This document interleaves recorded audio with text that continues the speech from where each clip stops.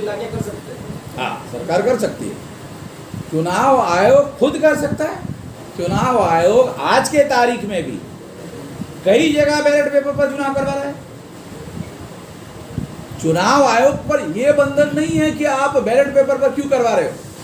अगर चुनाव आयोग फैसला करे, जैसे इन्होंने अभी कहा कि चुनाव आयोग को अधिकार देते हैं रेजोल्यूशन पास करके, कानून नहीं बनाए, चुनाव आयोग को अधिकार देते हैं, तो चुनाव आयोग के पास बैलेट पेपर पर भी करने का अधिकार है, ईवीएम पर भी करने का अधिकार है। चुनाव आयोग चाहे तो डिसाइड कर सकता है। हमने चुनाव आयोग के ऊपर मोर्चा लेकर गए, हमने चुनाव आयोग को 10 दिन का समय दिया और 10 दिन का समय विचार करके आप इसके बारे में बोलो। भाई, आपको संविधान ने चुनाव आयोग को फ्री, फेयर एंड ट्रांसपेरेंट चुनाव संपन्न कराने के लिए अधिकार दिए। चुनाव आयोग को संविधान निर्माताओं ने ये अधिकार दिए, फ्री, फेयर एंड ट्रांसपेरेंट चुनाव करवाओ। ये बंधन है चुनाव आयोग के अधिकारियों के ऊपर। यदि वो ऐसा नहीं करते हैं तो लोगों को जैसे ही मौका मिलेगा चुनाव कमिश्नरों पर देशद्रोह का मुकदमा दायर हो सकता है। ये देशद्रोह है, ये सामान्य मामला नहीं है। 140 करोड़ जनसंख्या के लोकतंत्र के साथ में देशद्रोह का मामला है। उचित समय पर जिन कमिश्नरों को लोगों ने मांग करने के बावजूद भी उन्होंने इसको कॉग्निजेंस नहीं लिया और चेंज करने का काम नहीं किया, संविधान ने उनको अधिकार दिया हुआ है कि वो फ्री, फेयर एंड ट्रांसपेरेंट चुनाव करवाए। अगर उनको समझ में नहीं आ रहा था तो लोगों ने उनको जानकारी दी, लिखित मेमोरेंडम दिया। अब चुनाव आयोग ये कह भी नहीं सकता कि किसी ने कोई डिमांड ही नहीं किया। तो चुनाव आयोग का क्या इंटरेस्ट है, मेरा ये सवाल है। चुनाव आयोग को आपके द्वारा मेरा ये सवाल है, चुनाव आयोग का क्या इंटरेस्ट है। चुनाव आयोग को तो संविधान निर्माताओं ने जिम्मेदारी लगाई कि फ्री, फेयर एंड ट्रांसपेरेंट चुनाव करवाए। लोग कह रहे हैं ईवीएम मशीन पर हमारा भरोसा नहीं है। चुनाव आयोग को कॉग्निजेंस लेना चाहिए। और बैलेट पेपर पर मेरे पास कांग्रेस के द्वारा बैलेट पेपर का रेजोल्यूशन पास किया है, वो भी मेरे पास रेजोल्यूशन की कॉपी है।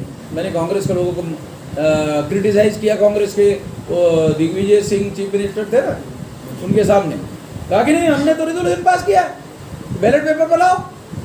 मैंने कहा अखबार में तो आपकी खबर नहीं आई। बोले अखबार वालों ने छापा ही नहीं, हमने रेजोल्यूशन पास किया। मैंने कहा कहाँ है, मुझे दो रेजोल्यूशन। तो उन्होंने मेरे पास कल रेजोल्यूशन भेजा कि ये फला तारीख को हमने रेजोल्यूशन पास किया कि बैलेट पेपर पर चुनाव करवाया। तो ये अभी आप लोगों ने खबर सुनी होगी कि इंडिया गठबंधन के लोगों ने चुनाव आयोग को समय मांगा, समय भी नहीं दिया। अरे चुनाव आयोग इस देश में आपको बातचीत करने के लिए इंडिया गठबंधन के लोगों ने समय मांगा, आप समय दे नहीं रहे हो। मैं आपको एक बहुत खास बात बताना चाहता हूँ, वो बहुत फंडामेंटल बात है। वो क्या है, क्या आपको पता है कि पिछले लोकसभा के चुनाव में 19 के लोकसभा के चुनाव में बीजेपी को केवल 37.5% वोट पड़े, 37.7% वोट पड़े। बीजेपी के वोट जो है 37.7% है। इसका दूसरा मतलब है कि फिर 62.3% वोट वाले चुनाव क्यों हार गए, मैंने पूछा। तो उन्होंने कहा कि हम लोग यूनाइटेड नहीं थे, इसलिए हम लोग चुनाव हार गए। 62.3% लोगों ने मुझे कहा कि हम लोग यूनाइटेड नहीं थे, इसलिए चुनाव हार गए। अब 62.3% लोग सारे इंडिया गठबंधन के नाम पर इकट्ठा हो गए।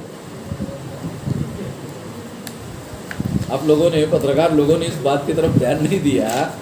3% जिनके पास वोट है वो सारे इकट्ठा हो गए। अब चुनाव कैसे हो रहा है, 37.7% वर्सेस 62.3% के बीच में लड़ाई है।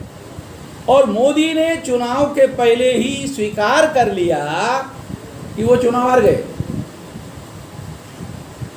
आप बोलेंगे किस आधार पर ऐसा मोदी ने स्वीकार कर लिया? मोदी की बहुत सारी गतिविधियां जो चल रही है आजकल, बिहार में नीतीश कुमार को लाने की, अभी झारखंड की भी बात आपने देखी होगी, बंगाल की भी, जो तमाम पार्टियां जो है, तमाम पार्टियां उनको तोड़फोड़ करने का जो कार्यक्रम चल रहा है ना, अगर मान लो मोदी जीतने वाले ही है, मैं आपको जो आंकड़ा मैंने बताया 200% मैं आपको लिखवा देता हूँ कि मोदी चुनाव हारने वाले हैं, ईवीएम के द्वारा जीतने वाले हैं, वोट में हारने वाले हैं और ईवीएम में जीतने वाले हैं।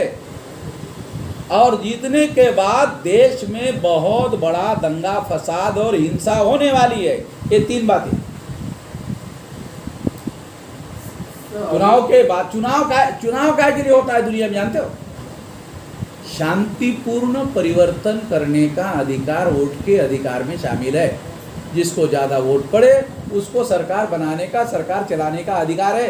शांतिपूर्ण हमारे देश में चुनाव होते रहे हैं, सरकार बदलती रही है, कांग्रेस की भी सरकार रही, बीजेपी की सरकार रही, तीसरे मोर्चे की सरकार रही और शांतिपूर्ण परिवर्तन होता रहा। वोट का अधिकार शांतिपूर्ण परिवर्तन करने का अधिकार है जनता के पास। अगर शांतिपूर्ण परिवर्तन करने का अधिकार ईवीएम के द्वारा रोका गया तो लोगों के पास हिंसा करने का विकल्प बचेगा। मैं तर्कसंगत बात बता रहा हूं, हिंसा करने का विकल्प बचेगा। एक खतरा है देश के सामने। सर मेरा एक कहना है, like to clarify one thing, sir. In Punjab, then how the BJP lost it? In Punjab, the election happened. So how these people have lost them? कुछ लोगों को ये सवाल पूछा गया था तो उन्होंने ये जवाब दिया 100% चुनाव जीतेंगे तो फिर 100% लोग मान लेंगे ईवीएम में घोटाला होता है। तो ईवीएम की ईमानदारी शो करने के लिए कुछ जगह हारना भी पड़ता है। 5 में से 3 जगह बीजेपी जीती, नॉर्थ इंडिया में, छत्तीसगढ़ में, मध्य प्रदेश में और राजस्थान में।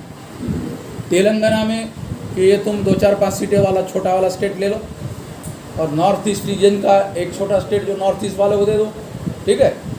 तो लोगों को लगे ईवीएम में ये लोग गवर्नमेंट में बोल रहे गड़बड़ी वगैरह, फिर कैसे होता है?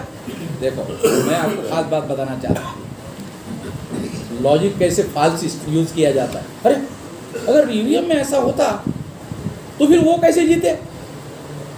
तो ये सुप्रीम कोर्ट को समझ में नहीं आता।